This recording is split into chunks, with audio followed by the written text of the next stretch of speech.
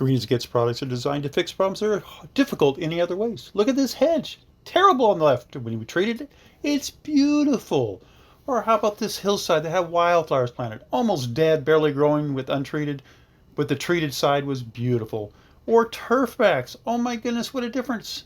Brown, barely alive, without treatment, and but after it's treated in less than 29 days, it's lush and absolutely fantastic. Or how about these marigolds at Santa Anita Racetrack? Kind of scruffy, but after treatment, they're just beautiful, full bloom, as good as it gets.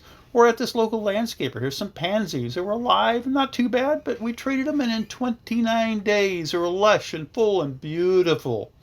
You know, lawns are an important thing in some areas. We got to be able to save water. Here's a full yard that was really barely alive, watered a lot, but didn't work well. And after it treated it in only 14 days, it was lush and green. Or how about this olive tree, barely alive, very expensive, almost ready to throw it away in just a few weeks, green and growing again.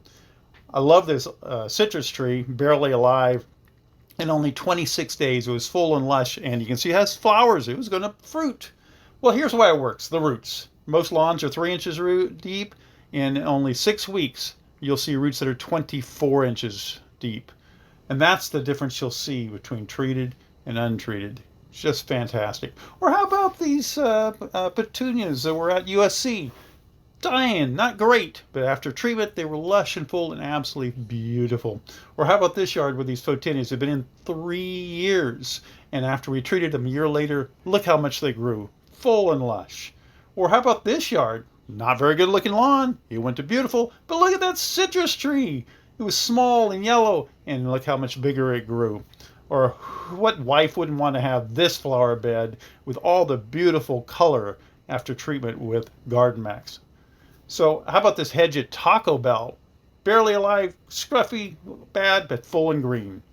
That's all green as it gets.